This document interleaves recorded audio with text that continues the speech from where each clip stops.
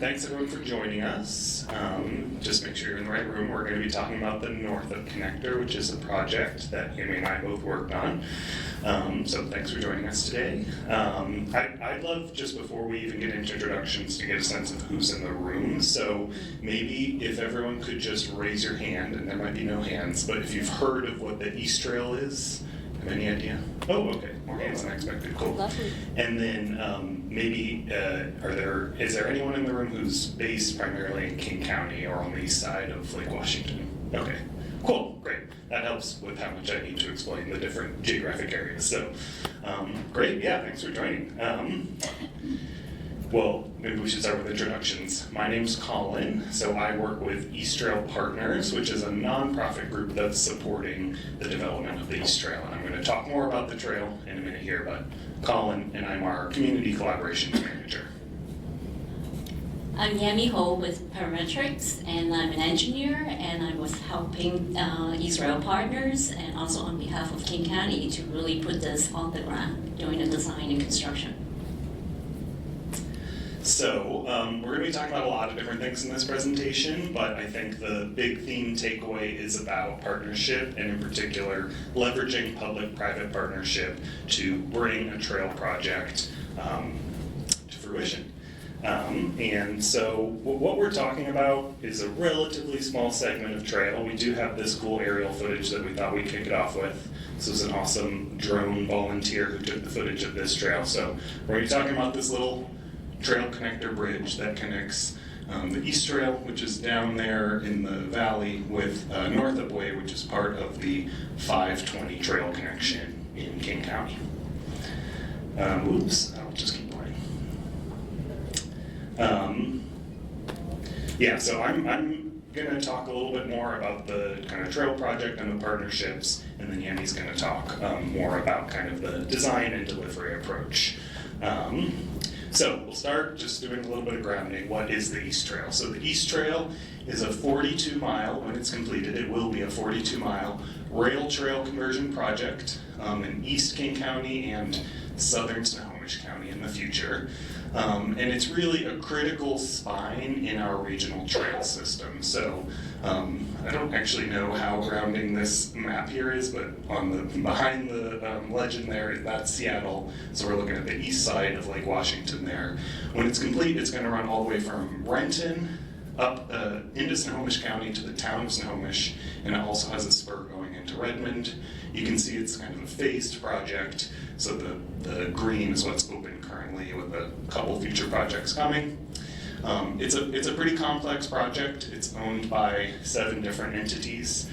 So the section of trail we're talking about today is in Bellevue, which is operated by King County Parks. But it's also parts of the trail are by Kirkland, Redmond, Snohomish County, Puget Sound Energy, which is our utility, has an easement, and then Sound Transit also has an easement to run future transit along part of the corridor. One of the things that makes this project unique is also that it is a transit project, so it has direct connection to our newly opened light rail stations on the east side. So like frontage from the trail, direct connection into 4 light rail stations, 2 of which are currently open and 2 of which are coming in Redmond. There's also going to be future alignment with the bus rapid transit project on 405. So we like to say it's a lot more than a trail, but it is also critically important part of our regional trail network connecting north to south, and there's a lot of other trail connections. So in Renton, we've got connections to the Cedar River Trail and future connections to the Lake to Sound Trail. Those are going all the way down to Enumclaw and out to Burien and SeaTac. We've got connections with the I-90 trail that goes to Seattle and to Issaquah, 520 trail, which we're going to be talking about, that connects from Redmond into North Seattle. And then up in the north, we've also got connections to the East Lake Sammamish Trail and to the Sammamish River Trail. So a relatively small trail project, but connecting these other regional trails that bring many miles of trails together.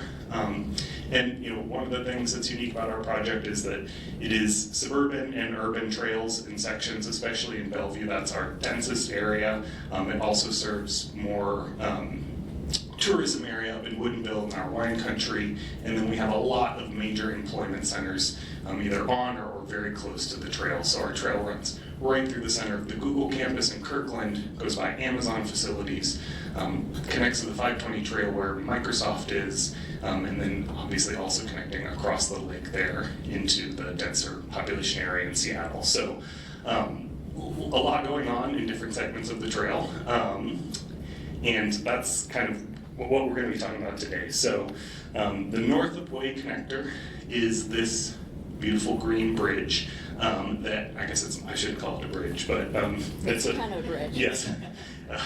I'm not the technical designer on this project, so I may use the terms that get corrected later, but it's a relatively short ramp through a wetland, but it is connecting that SR 520 trail system at Northup Way with our East Trail north-south. So a really important small trail connection that was paid for almost entirely by private funders. So give you a little sense of kind of why this trail. You can see the before and after. So the East Trail goes underneath Northup Way, and before we had the connector, folks made their own trail through this, mostly I think it was like blackberry brushes, and you could see this like really well-defined but very treacherous kind of goat path going down, and it's, like I said, it's in wetland, so it was very muddy and unpleasant. I actually think one of the people in that picture is one of our King County Council members, Claudia Balducci, who is a big trail advocate and was kind of part of the success of this story. So our nonprofit, working to support the East Trail, we saw this need for a trail connection, and Councilmember Balducci was also an advocate at the time to see, could we have some kind of a trail connection? And King County Parks is the trail owner, operator, an amazing partner, but it was not one of their immediate priorities. There's a lot of other infrastructure projects on this trail that were going to come first. So they were not going to be able to build this trail until 2028. And we said, is there any way that we can do this faster? And the answer we got from King County Parks was basically, well, if there's money for it, then that might be a possibility. So very nearby to this connector, there was a new development going in called the Spring Development in Bellevue, and two of their anchor tenants were going to be, and again, this is pre-COVID, before Facebook changed. So now it's Meta, then it was Facebook. So Facebook was going to have its offices in the Spring District, and then REI was going to have its headquarters at the campus there in the Spring District. So this trail connection is right around the corner and would be a very helpful, it is a very helpful trail connection for folks commuting to those campuses. And so we thought this is an opportunity. So we did the ask of both REI and Meta, and it took some time, and we had some experiences going out onto the trail with them, but I think we were able to really sell the value proposition that this trail connection was going to directly be serving their employees at their new campus. And so they both generously offered $1 million to the trail project. The total estimated cost was $2.5 million, and we were able to get the last $500,000 from Councilmember Balducci as last in funding from the county. Just show this next slide here. This is at a ribbon cutting. That's one of the local VPs for Meta. In this picture here, we've got the CEO of Air Cards from REI, some county folks, and some City of Bellevue folks as well there. But really just an awesome example of getting that private investment directly into the trail. Something we were excited to be able to bring. I think one of the other things that is unique about this project is that we were able to leverage some professional volunteers to give in-kind to the trail effort. So, like I said, I'm not an engineer or a construction project manager. Our bread and butter work is advocacy for trails. My supervisor, who's in the left of the picture there, Catherine Hollis, our executive director, she's similarly not a construction manager, but we have this incredible board of directors, which actually, they were the a lot of them came out of a funding commission that was put together to help fund this trail. And it's all different kinds of folks there, but we had a couple people who actually are partners in development firms, and they were able to volunteer their time and get some in-kind contribution from their employees, so actually like working on the clock, getting paid by the developer, but working on this project without being compensated for it. It doesn't quite feel like volunteering, but essentially volunteering to support this project, and then they're actually the ones who worked with parametrics to turn this into a reality. So yeah, another kind of cool example from this project. And I just really want to highlight this, $2 million is a lot of money, and we really had to try to get creative. This was sort of the first time doing a project like this. Well, it was the first time on East Trail, where our nonprofit was leading construction on behalf of the county. We had this private investment. We were trying to find creative ways to really recognize our donors. So obviously ribbon cutting and press is important, also getting them up on this placard on the trail, but also doing things like we had a volunteer party planting when the project was nearly completed, and we had county council out, and we had, I think Eric from REI is in that picture. We had Meta employees out there actually helping put plants in the ground for the project. And it's a really important part of this work. Obviously, you want to recognize people, but the other thing is we hope to be able to replicate this in other places. And so getting that recognition out there helps us the next time when we're going to, for example, if there was like a wireless company in Bellevue right on our trail, we might want to ask them for a future contribution. So being able to show that recognition is an important part of that. And so we opened this Northup connector just last December, ahead of schedule by quite a bit from that 2028 date. But I think, a true part of the success in the public-private partnership is that there were some things that we as a nonprofit were able to be a bit more nimble than the county might have been. And also, I think Yami's going to talk more about the design process that helped with that, but we did open it under budget and ahead of schedule. So especially during that time span up to 2023, it feels like a big success for this project. So yeah, all that stuff, Yami. Thank you.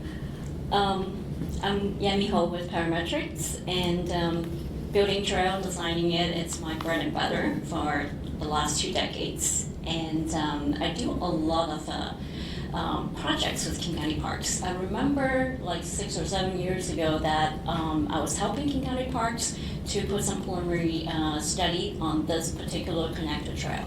But the project was put on hold because of lack of funding, insufficient funding to actually build the structure that's coming off from the Northup Way, like Colin was saying, to the East Trail. And so when about a year ago or so that you guys came to us, and 2 things that Israel partners give us in the mission, objectives. This needs to be a fast track project, needs to be open by end of last year, 2023, and we only have 2.5 million fixed budget for total costs, including engineering, permitting, and the construction. And looking at the timeline, this project, as you can see some of the steep slope area, and it's within a sensitive area within the city of Bellevue Code.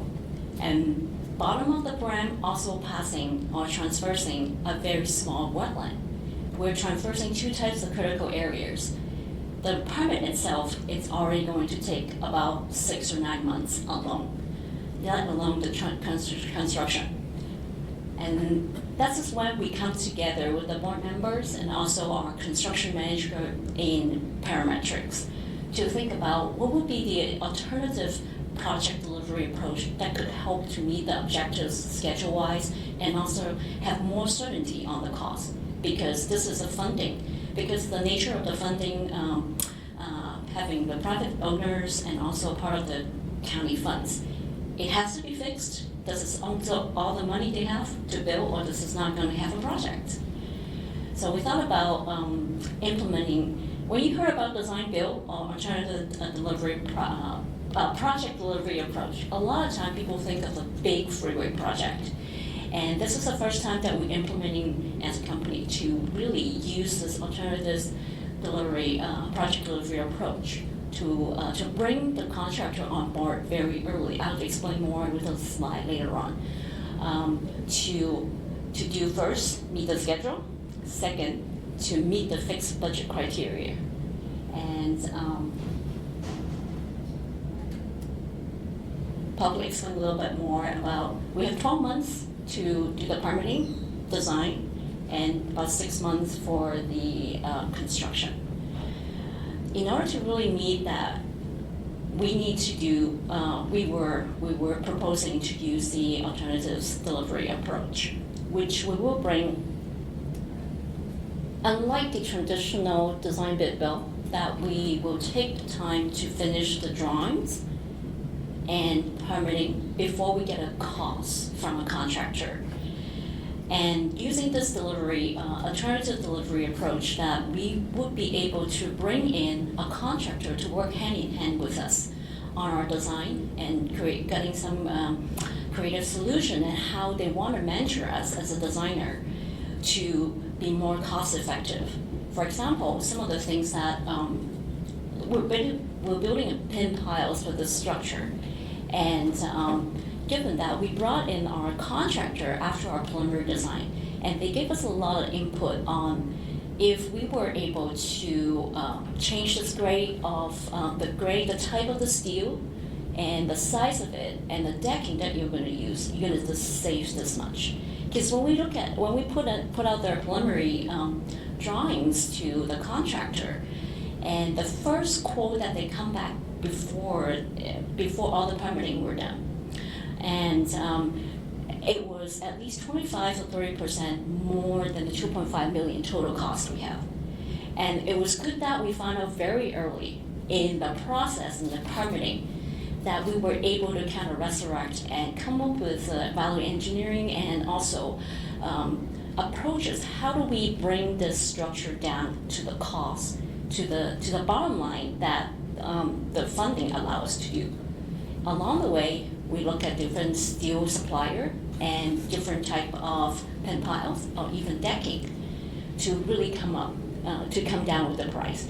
And that iteration process and concurrent with the permitting that's going on and really help us to complete from design all the way to construction completion, that it's within 12 months. And like Colin said, we beat the budget and we beat the schedule using this kind of delivery. We hope that this kind of model could work for other local agencies, smaller projects, not just a big 4 or 5 project that you would have seen as using this. And at the end of the project, we do have some costs saving. And we diverted these cost savings to do more plantings, which for originally it would just be grassed and just seeding to kind of restore the area. But since the risk factor that we put in the utilities and all that didn't happen the way didn't happen, and we were able to put more plantings to kind of enhance the user experience. And we also turned some of the cost savings into some functional art integration, like we really try to use the color palette to on the rails to really bring out the branding of the East Trail corridors, and also how this connecting the urban side of Bellevue into the more nature-wide corridor of the East Trail, and using these little bit of a small integration to bring out the bigger theme. And it wouldn't have been impossible if we don't work hand in hand with a contractor, because we will be like, this is what our urban designer and architect is thinking to kind of bring out some of the integration, but we don't have this much money, and what can we do to really bring it out, our concept. And they would be telling us that this color palette is this much money, and this is probably not going to change that much what you want. Oops, sorry.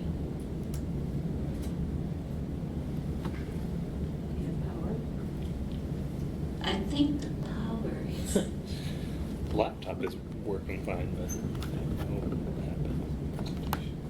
I'll try to figure it out. Okay, but I was going to talk a little bit more about the gray decking, but it's one of the sustainable features that we're using as the stormwater solutions. Great. At the lower right-hand corner, that's the type of the decking on the structure. Part of the reason we use it is part of the value engineering, cost-saving measures that we use this kind of open grade fiberglass grading. It's a lighter decking, and also it provides a stormwater solution where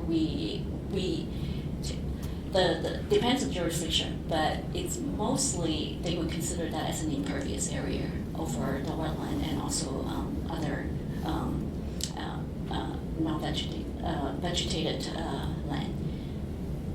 So it's a work collaborative process with the contractor that really makes a lot of these little features could be incorporated into the really 2.5 million fixed costs. I think I'll pass this back to you. So, yeah, just a little bit in kind of summary here, thinking about what was effective about this and kind of what we might do moving forward with this type of a model. So I think, this was our first time doing a project like this. We didn't find a ton of other examples with kind of the same complexity of the project. So, I think one thing we really found was that, the initial idea of this was, okay, we'll get private money, directly invest in the trail gets built, that's great. That happened, and that's awesome, but the kind of I can't say that word, I don't know why I wrote it up there, multiplicative effects, I was really like a test to myself when I wrote that slide, of this kind of funding is like, well, first of all, like I said, that donor recognition, getting this in the press, now kind of it's on for other employers in the area to be curious, and we've had people reach out about these types of opportunities without being asked, which is awesome.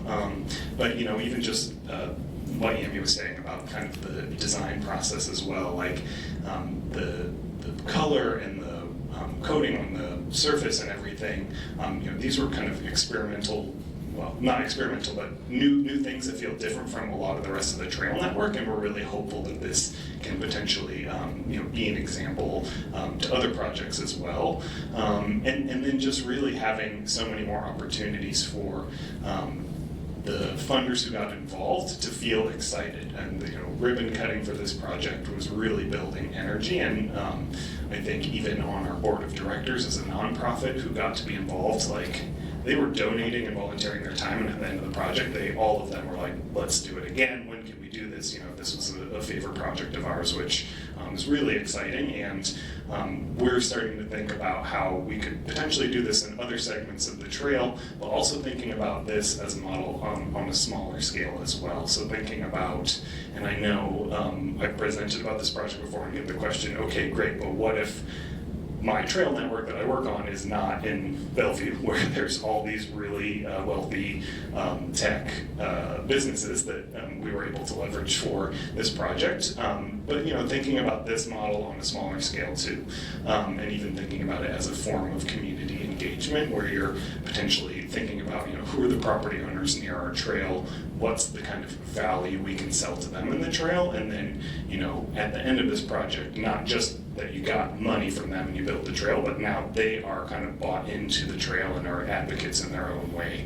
I think we really have seen this in particular with RAI, their mission aligned in a lot of ways, obviously with outdoor recreation, but I think what we've built up together now is having deeper connections with them and finding other ways, not just in terms of funding, but also thinking about advocacy work that we can coordinate with them on as well. So I think those are the big takeaways, and we'll have time for questions as well, but that's back to Yami.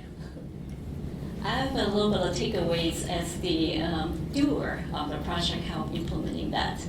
I found that for the scale of the project, the APD, the alternative project delivery method, actually giving the efficiency and time savings. And a lot of time also you get a more certainty on the costs upfront for project that has such a really tight budget for what the objectives were ready to go. And the fun part is collaboration. And wouldn't be able to do that if we can collaborate so directly with the open communication with both the owners, contractor, and also the ultimate owner, King County Parks, and the trust that among all these stakeholders, as well as the trust between the Israel partners and the trust between the designer, as well as the contractor, Samick, and they took ownership. A lot of time for traditional design bid build project that you put out your project for public bidding, and you got the low bidders. But they were giving so little time during the bidding process to come up with a cost. And it's not like they don't want to really collaboratively work with you. It's just that they are may not factor all the costs that they would have into the bid that they give you. They will be nickel and dime you for any changes that you will make. But with this kind of delivery method, I found that you found a contractor that's qualified, and also you be fair to them and they be fair to you, and the whole trusting relationships that make it things possible. Because take one example, this project, when we're drilling piles within the project, there's a spider web of utilities. We have a very huge interceptor, 60-inch sewer interceptor, and we have major gas lines, water line, and communication lines, and also a fiber optic that runs from Mexico to Canada. Drilling through any of those, we don't want to get a call for that, honestly. But the owner for the contractor, the way that he approached it, because how we contracting with them and with the Israel partners, they really took ownerships on making this project work and do whatever that it takes to make not only the bid open, the ribbon cutting date that we set for them, but also try to get the cost, because they know that this is the maximum cost we have, and they work around with us. And they were treated fairly during their cost pricing, because they were giving plenty of time while we're doing the design and permitting to really find the best suppliers, the cheapest one they can work around in the region to get the price that the owner can afford. So I think it's a win-win situation, a very satisfactory, fun process for me as a design and engineer, and that's a dream to really work so hand in hand with contractor and the owners in a very collaborative way. So that would be my takeaway. Hopefully we can implement more of this process in a smaller scale project, not just the freeway. Thanks. So I think that's all of the slides and pieces that we wanted to talk through. We've got lots of time, so I would love to hear questions from you. I did see the hand right back there. Yeah, congrats on getting all that private money. That's awesome. It's something I don't hear a lot with the trail project. So we hope to replicate something like that in the Met now. And I'm wondering, what were the best selling points when you went to the private businesses, other than it's going to serve you and your employees and the recognition piece that you get on? Were there other things in like the dinner table conversations or the boardrooms where you're like, it's really in your best interest for these reasons that you can share with us? Yeah, that's a good question. I think those were the big selling points, was the direct benefit to your employees to use this as part of their commute potentially. I know the conversations were different between the different companies, so part of it was, I think the pitch at REI felt a little easier, just with the sort of outdoor recreation mindset, and I think we had more existing relationships there. Obviously there's also the benefit of this being a tax-deductible donation to a nonprofit, so that was a selling point. I do think that really working networks was an important part of that. I mentioned the board of directors that we have that helped with the construction in kind. We also have lots of folks on our board who were working for those companies, and so having that handshake introduction from someone within the organization definitely helped. Otherwise I really think it'll depend a lot, and you really just have to do the relationship building and the background work to figure out what might appeal to them. I know, we've thought about this with other big employers on the trail. One of the big employers at the south end for us is Boeing, and I think if we were going to approach Boeing, it would be a completely different conversation. And so, I wish I could give you a quick, easy answer, but I think it would be super variable based off who you're approaching, and just trying to kind of do that background research to figure out what kind of message is going to resonate with them and appeal to them.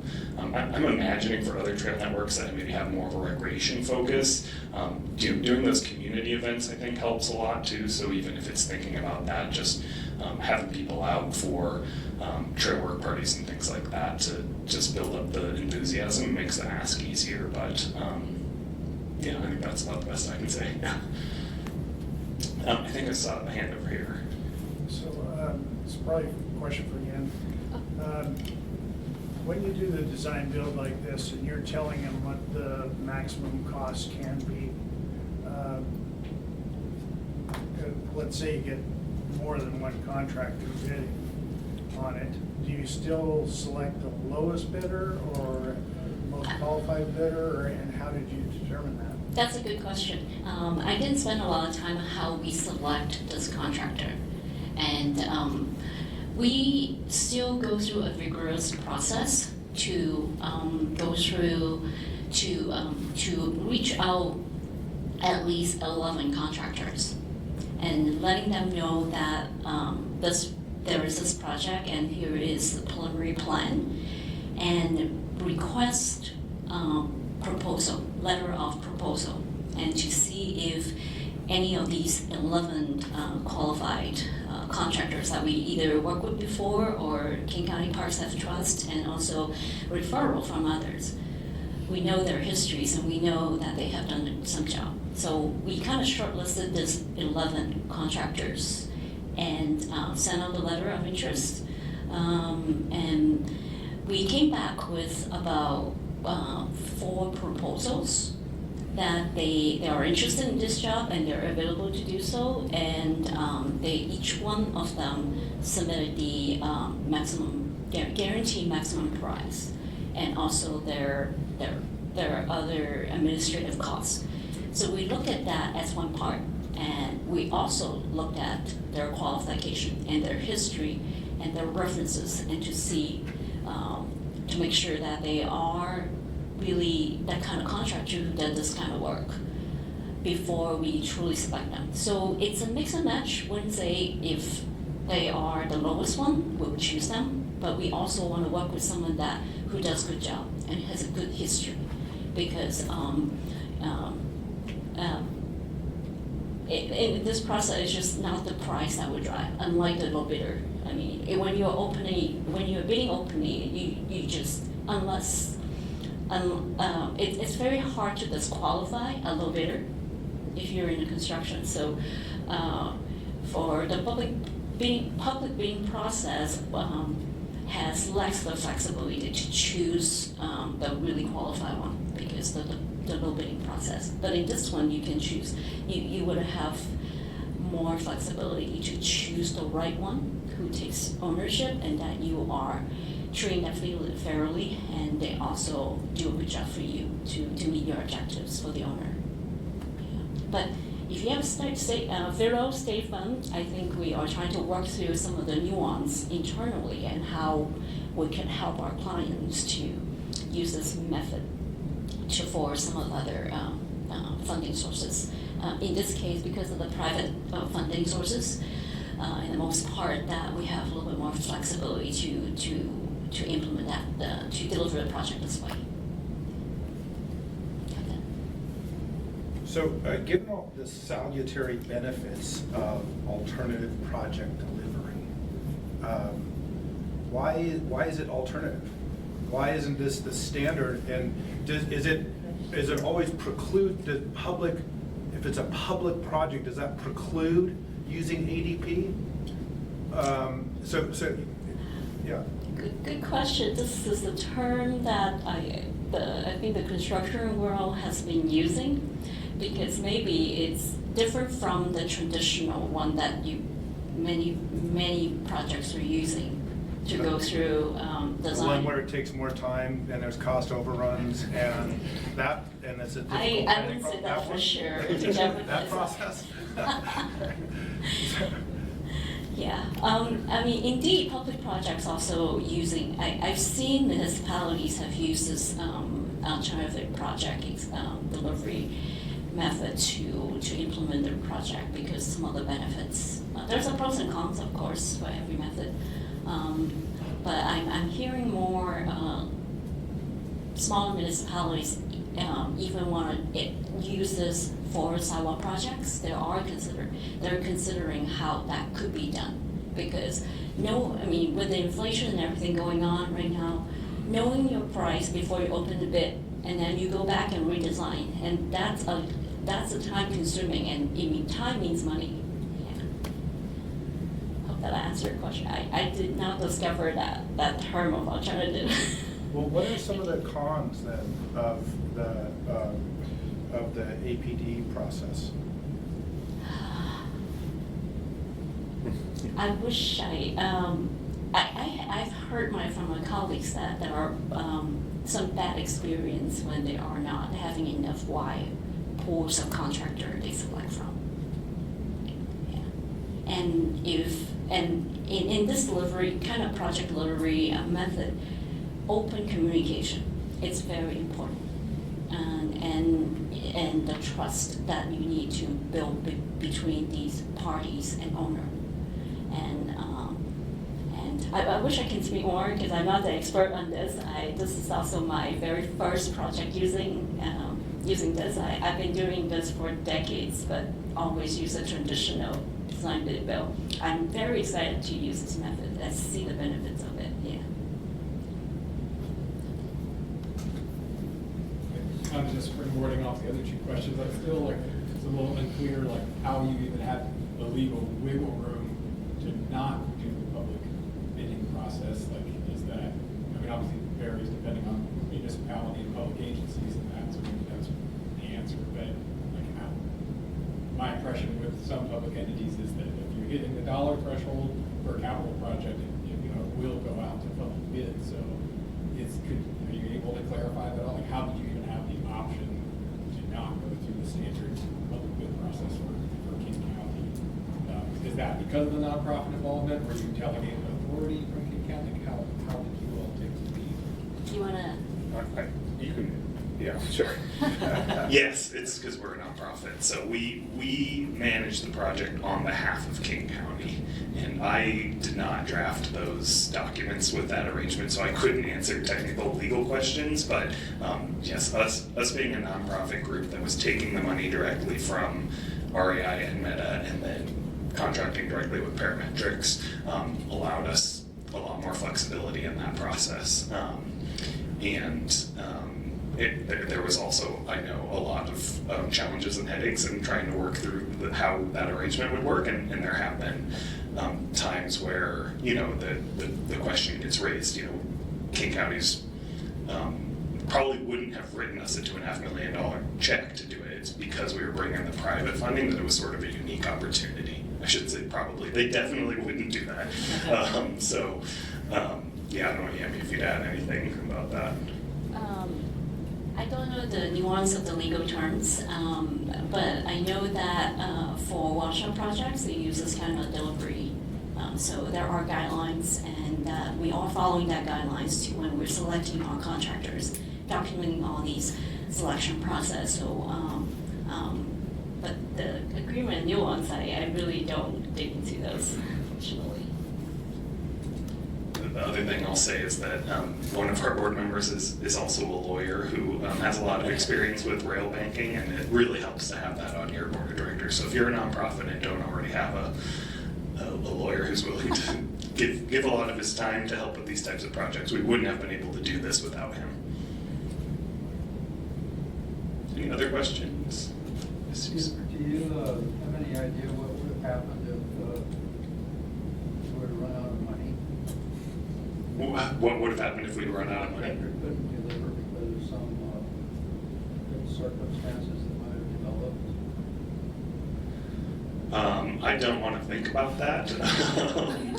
That's a really good question. I mean, I'm sure someone was thinking about that during the contracting process. I don't know, Yemi, if you have any thoughts on that. When we were working with CEMIC on pricing the final design, they also built in some construction contingency in their price. So for example, we hit a log.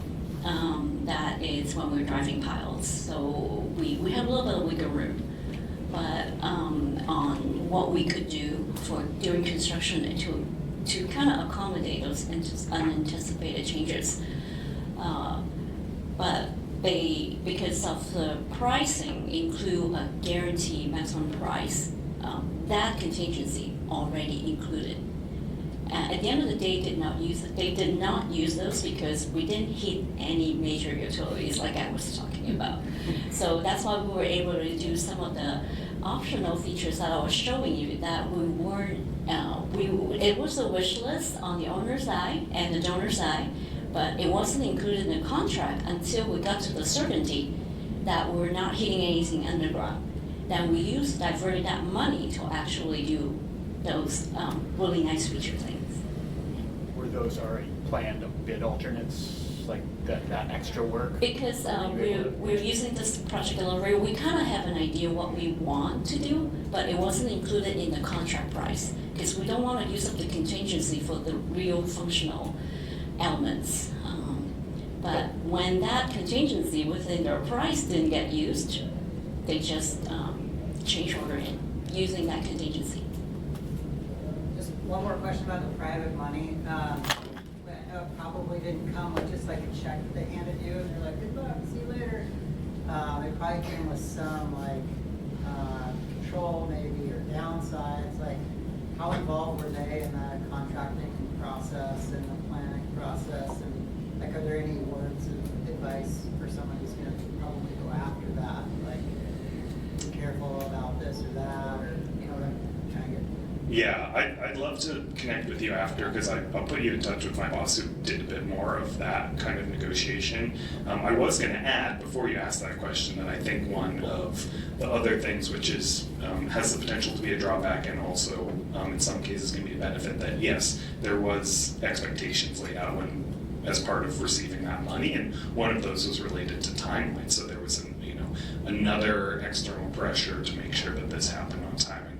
There's another project on our trail which we're not doing, the county's running, but they're getting private money from Amazon, and that's actually been a challenge for them. I know the opening got delayed, but they had an assurance in their, I don't know what they call a contractor agreement with Amazon. This has to be open in 2025 in order to receive this funding, and so they had to go back and say, we're not going to quite get there, and I mean, thankfully Amazon is a great donor and understanding of it, but I think from the nonprofit advocacy side, I like seeing that. It helps us stay on track, but certainly it could also present some problems. So yeah, I mean, I think, again, coming from a place of relationship and trust with your donors, is very different than, I think if we had hit a delay with this, we could have gone back to REI and Meta and explained. And I mean, in the process of this, REI decided not to open that headquarters, so they're not in the Spring District.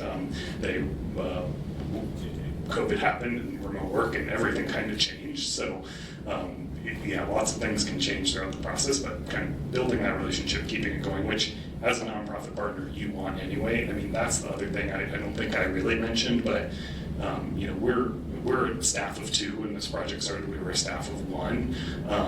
We don't have a huge operating budget, but having this project, actually we took a small percentage of it as part of our fee of managing the project. That provides provide funding for us to sort of stabilize our finances and give us a great model for how we can continue to raise funds in a different way in the future. So, yeah, did I answer your question? Yeah. Okay, cool. But yeah, I'd love to, I can put you in touch with Catherine, yeah. I think I saw a hand up over here, but maybe not. I had a question about costs. Should I ask it afterwards to Yemi? Sure, definitely, Okay. yeah. Got more time if anyone else has questions?